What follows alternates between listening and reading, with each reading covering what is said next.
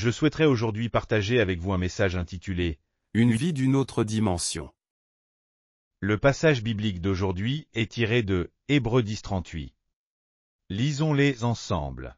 « Et le juste vivra par la foi, mais s'il revient en arrière, je ne prends pas plaisir en lui.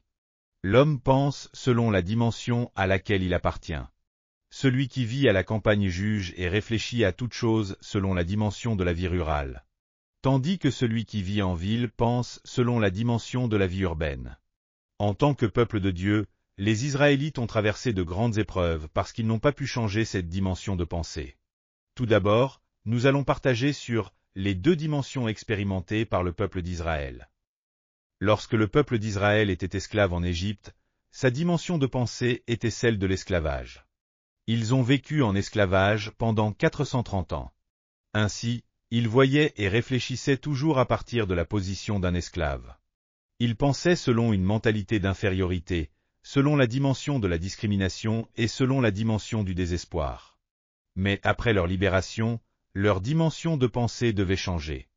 Après être sortis d'Égypte en suivant Moïse et Aaron, ils étaient désormais en route vers le pays où coule le lait et le miel. Cependant, lorsqu'ils arrivèrent devant la mer Rouge, ils se retrouvèrent bloqués. Derrière eux, l'armée égyptienne s'approchait pour les capturer. Ils furent alors plongés dans une immense confusion. S'ils réfléchissaient encore selon la dimension d'un esclave en Égypte, il était évident qu'ils allaient être capturés et souffrir à nouveau cruellement. Mais puisqu'ils avaient choisi de suivre Dieu, ils devaient maintenant penser selon la dimension de Dieu. Ils devaient penser selon la dimension de la foi. Ils ne devaient plus réfléchir selon la logique humaine ou selon leur perception sensorielle.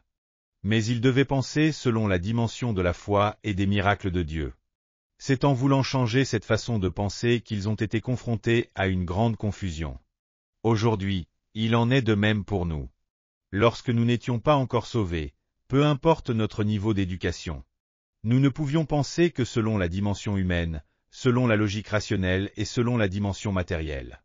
Cependant, lorsque nous nous repentons, que nous acceptons Jésus comme notre Sauveur et que nous naissons de nouveau, le Saint-Esprit vient habiter en nous. Nous devenons alors des hommes et des femmes de Dieu. Nous ne sommes plus des personnes charnelles, mais des personnes appartenant à Dieu. Ainsi, nous devons penser selon la dimension de Dieu. Nous devons réfléchir selon la dimension de la foi, la dimension du miracle et la dimension de Dieu. Face à une même situation, nous devons croire en la parole de Dieu et nous poser les questions suivantes. Comment Dieu voit-il cette situation? Que va faire Dieu? C'est dans cette dimension que nous devons penser et résoudre nos problèmes. Deuxièmement, nous allons partager sur le moment où la pensée humaine a été transformée en pensée selon la dimension de Dieu. L'événement décisif qui a permis de passer de la pensée humaine à la pensée selon la dimension de Dieu fut l'ouverture de la mer Rouge et le salut miraculeux. Cet événement a été donné par Dieu non seulement aux Israélites, mais aussi à tous ceux qui croiront en lui à travers le monde entier comme un modèle fondamental sur la manière dont ils doivent penser. Dans Exode 14:21, il est écrit « Moïse étendit sa main sur la mer, et Yahvé refoula la mer toute la nuit par un vent d'Orient impétueux. Il mit la mer à sec, et les eaux furent divisées. » Regardez bien, le fait que la mer Rouge se soit ouverte et que le sol soit devenu sec est un événement inconcevable pour l'intelligence humaine. Même au XXIe siècle, avec tous les progrès scientifiques, il est impossible d'assécher la mer Rouge en pompant l'eau, quel que soit le nombre de pompes utilisées. Même en creusant un tunnel, il est impossible de le terminer en un seul jour. Selon la dimension humaine, cela est totalement impossible. Mais si Dieu dit « avancez », même si nos yeux ne voient aucun signe, nos oreilles n'entendent aucun bruit, nos mains ne peuvent rien saisir, et que notre chemin semble être plongé dans les ténèbres, nous devons croire selon la dimension de Dieu, penser selon la dimension de Dieu et avancer selon la dimension de Dieu. Alors, la mer Rouge s'ouvrira. Ainsi, la manière de penser avant de croire en Jésus et celle après avoir cru en lui et expérimenté sa présence sont totalement différentes. Avant de croire en Jésus, lorsqu'une difficulté financière surgit, peu importe combien nous calculons rationnellement, nous n'y trouvons aucune solution. Nous avons perdu notre emploi, nos dépenses dépassent nos revenus, et nous ne savons pas comment survivre. Mais si nous pensons selon la dimension de Dieu, tout est différent. Dans Matthieu 6:33, il est écrit « Cherchez d'abord le royaume et la justice de Dieu, et toutes ces choses vous seront données en plus. Dans Matthieu 6,31, il est écrit: Ne vous inquiétez donc pas, en disant, que mangerons-nous? Que boirons-nous? De quoi serons-nous vêtus? Lorsque nous pensons selon la dimension de Dieu, tout change complètement. Le célèbre pasteur de la Crystal Cathedral aux États-Unis, Robert Schuller, a écrit une histoire dans l'un de ses ouvrages. Dieu lui dit: Approche-toi du précipice. Lorsqu'il s'approcha, Dieu lui dit à nouveau: Approche-toi encore plus. Il s'avança davantage, et alors qu'il se trouvait au bord du précipice, tremblant d'incertitude, Dieu le poussa soudainement dans le vide.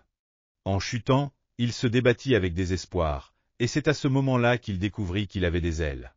Alors, au lieu de tomber, il se mit à voler. Ses ailes étaient les ailes de la foi. Avant d'affronter l'épreuve, il ignorait qu'il possédait la foi. Jusque-là, il vivait sans foi, selon une dimension purement humaine. Mais lorsqu'il fut jeté du précipice et confronté à la détresse, il commença à utiliser sa foi et à vivre selon la dimension de la foi et la dimension de Dieu. C'est ainsi que son problème fut résolu. Oui, c'est vrai. Les diverses épreuves et tribulations qui surviennent dans notre vie nous enseignent à utiliser notre foi. Lorsque nous ne voyons aucune issue dans la dimension humaine, nous devons prier selon la dimension de la foi et expérimenter les miracles de Dieu. À travers ces entraînements spirituels, notre pensée peut être transformée de la dimension humaine à la dimension divine, nous permettant ainsi d'acquérir une foi courageuse et inébranlable. Troisièmement, nous allons partager sur l'échec à Kadès Barnéa. Lorsque le peuple d'Israël traversait le désert, Dieu les formait et leur apprenait à penser et à vivre selon la dimension divine. Puis, au moment d'entrer en Canaan, Dieu leur demanda d'envoyer des espions depuis Kadès Barnéa pour explorer le pays. 12 espions furent envoyés et explorèrent Canaan pendant 40 jours.